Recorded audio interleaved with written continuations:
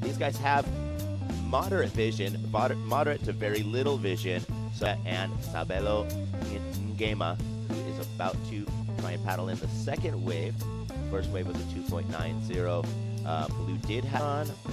Oh, I guess so. Suguru-san, who just was in the last heat, he's probably going to be paddling out as Fujisaki-san. And then a 2.67 and a 3.07 on the board after that.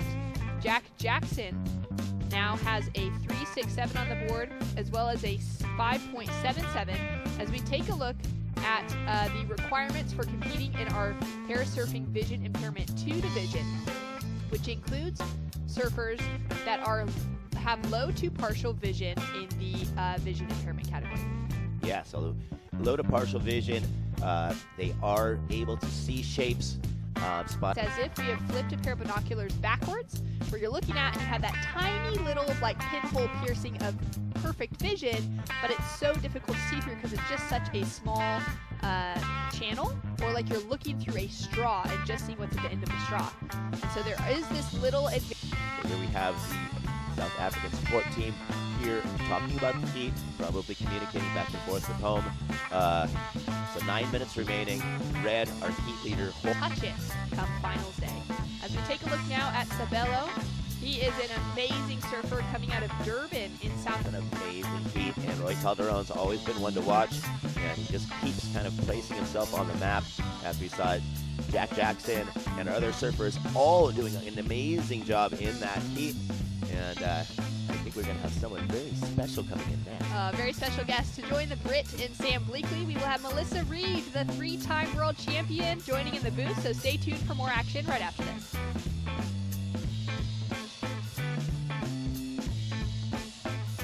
And surfer though, but at this level she needs the spot. She really knows what way to choose for live action. Right now it's Matt Formson up and riding the legendary Australian, showing why also performing well in Heats 1 and Heats 2, as we see that lovely illustration with that. Any surfer who rides a wave in a standing position with IBSA classification level B2 and level B3 vision impairment. So it's low and partial vision in contrast to the visual impairment 1 classification, which is no vision, so blind.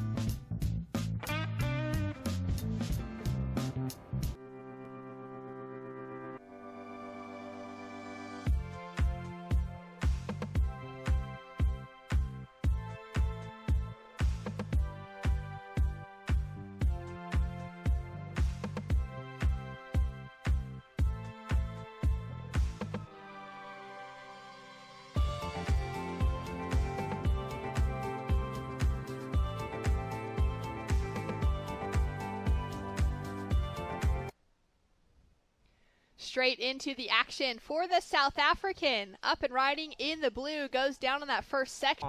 Of the sport out in the water. One of my favourite surfers. I love the way she's performed all events. She's surfing against Paloma Arnate from Spain and Tracy McKay from South Africa. This is knockout surfing, be able to win that FIFA World Cup in Qatar in 2022. So right now it's that Paralympic push to get surfing in the Paralympic Games for Los Angeles 2028. And hearing that transition there and that drive for that Brazilian team to go all the way to Team Gold. But they got some hot competition. They've got the likes of South Africa, Tracy McKay up and riding on the screen out of Durban right now. We've got France leading Bilauer, multiple world champion. All I can say is thank you for coming into the booth. And I just got to say, last night I was on Instagram and I was watching your edit of your waves at the surf ranch. Oh my God, that is some of the best surf ranch footage I've ever seen.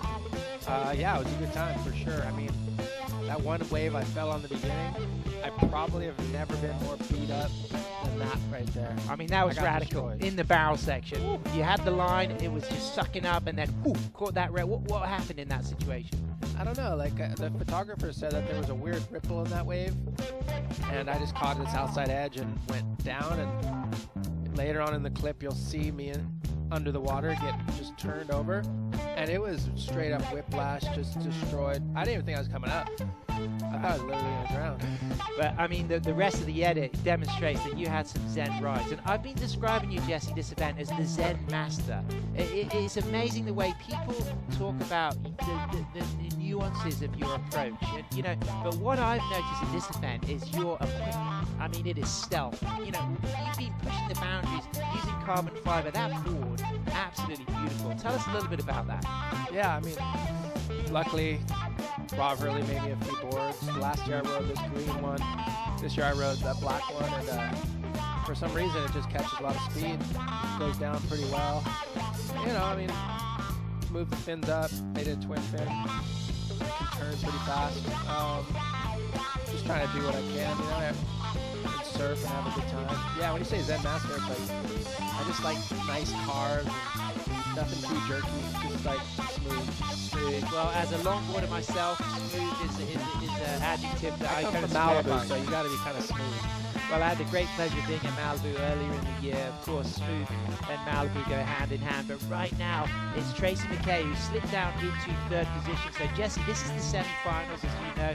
Sam Bloom, she gets an 8.33. There was that little moment there where she was in the difficult place of not being in the top two, but she answers back with an 8.33. Tell me a little bit about Sam and how important she's been for women's pro parasurfing. Yeah, I mean, you can never count out Sam. She's solid. She's always got big scores coming up, you know. She's feeling the right wave. Kind of a wrap. But what about this rivalry here, Jesse, between Sam? Win a gold medal at that event. Hopefully it comes through, because, I mean, look, adaptive surfing is very, very inspiring and very mainstream. You could be using all these athletes because inspiration sells. And I think all these athletes should be sponsored, just like your John Johns, just like Kelly's, Gabriel Medina's. All these guys and women should be sponsored and paid. Absolutely, and we're 100% behind that movement, Jesse. As we see Tracy McKay, looks like the South Africans booked herself a spot in the grand final because she's in second position with just 40 seconds, like getting that board on rail versus allowing those fins to slide. Honestly, it's more comfortable to not let your fin slide. It's really cool. I'm really excited to see what's coming up in the semifinals, and I was unfortunate. I really wish I could have made it. I thought that my last wave, I thought I got the score. And I just want to say thank you to you for believing in me and wanting to put your head and your neck on the line for my score. You were ripping. I was loving it. You know, usually I might say that and I don't know, but I went back and I watched the whole heat and I thought that was my best score, but you know, it is what it is, and come back next year. And you know, you've got those world titles, you've been here like on the left. I think that's something that's only good at the super high tide. Yeah, exactly. So the tide a big factor. And Pismo is a place, you know, how important has Pismo been and the world of amp surf and Dana Cummins, who is going for this as well. She just 15 guesses. I mean, it's great to see something who's here. You've got to be on that.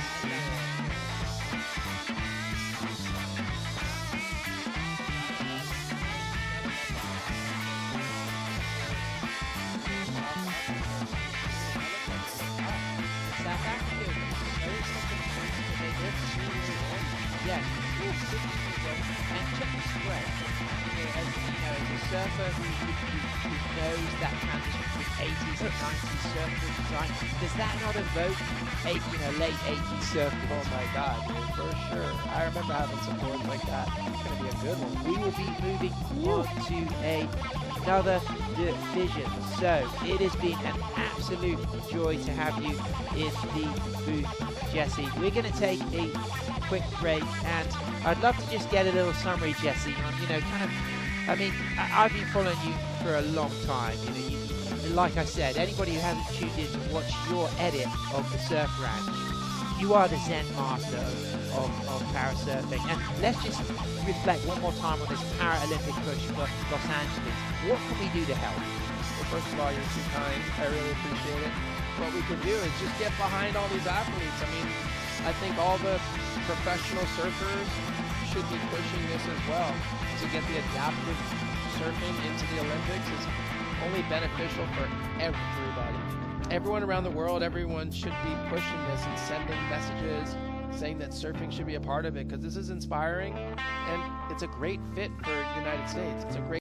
We've all experienced obstacles and setbacks, but what if you never even got a chance to get in the game? That's where the Challenge Athletes Foundation comes in, providing individuals with physical disabilities adaptive sports equipment, coaching, keep pushing, and competition expenses.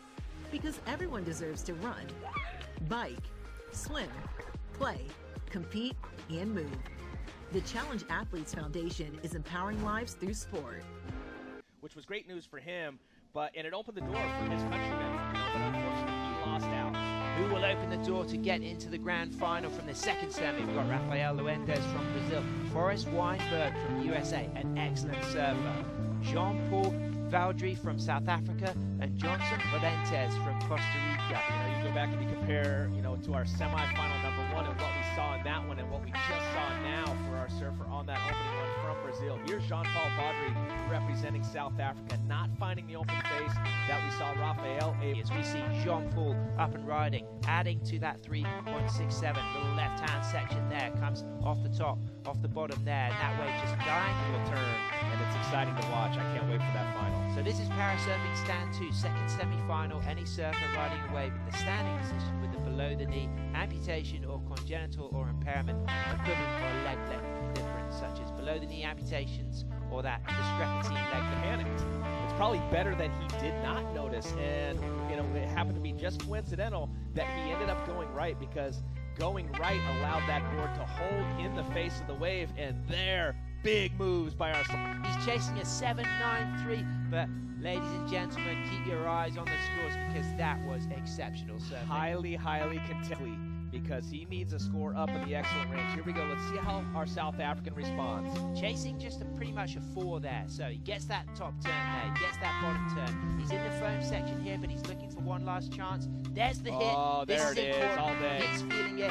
Needing a high 3. What do you think, Todd? Sections, and we've seen Rafael and Jean-Paul performing their maneuvers in that. Here we go. Look at this double up right here. Live action, Jean-Paul. Beautiful turn there. Throwing spray in control. I can hear the South African team shouting, hooting. Rainbow Spectrum at its best. Jean-Paul out of East London. Africans were not going to be able to leave their country to come to the United States, and it would have been heartbreaking. And then to train even that much.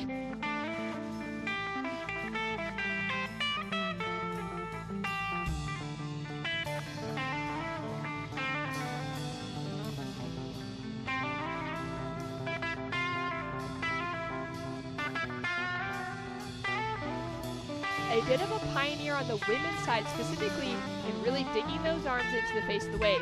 As we get a look at the first wave for our South African, Tracy McKay flying through that opening section. Caught that wave with so much ease as well, put herself in a perfect position, and this is a great wave for the South African to start things off with. Nice drive down the line as well as she carves back and now redirects fully for that judging panel to pay attention to all of the... Just dropped in a 5.33 on the board. As we take a look at this specific division, the women's prone 1 includes surfers that are riding in a prone position that do not require assistance paddling into the waves or getting back on the board safely. That's why you see them out there all on their own. They may fall off the board, but they're able to pull themselves back on. Equipment, I think it's one of her longer boards.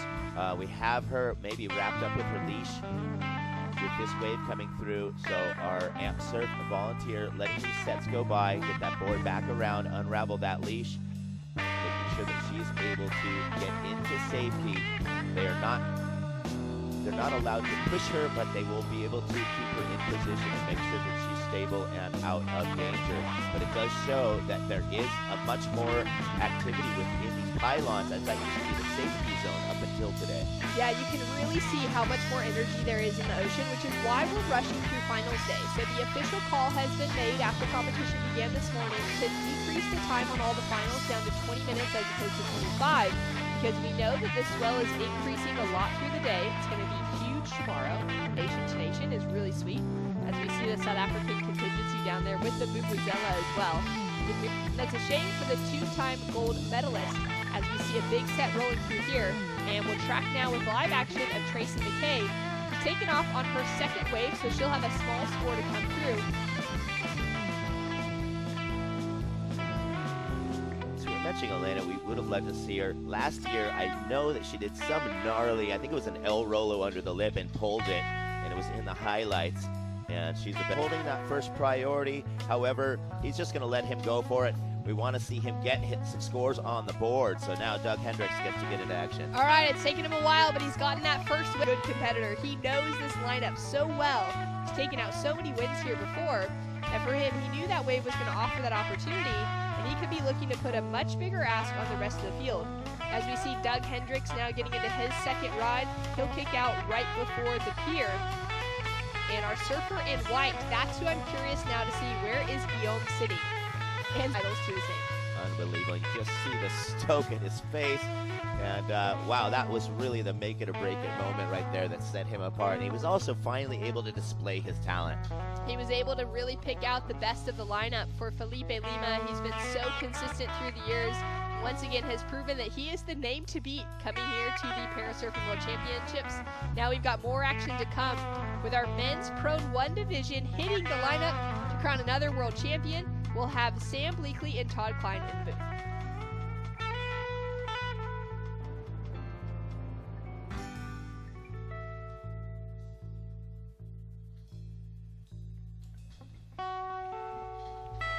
Welcome back to the action for the 2022 ISA World Parasurfing Championships. We are here in Pismo Beach, and we have had a wild change to the weather for finals day.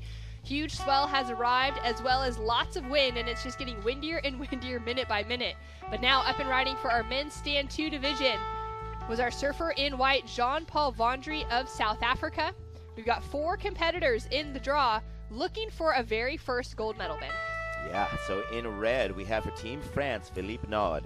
We had JP Veaudry in white just up and riding South Africa. For yellow, in yellow for Brazil, Rafael Luters. And for Team Japan in blue, Kenjiro Ito.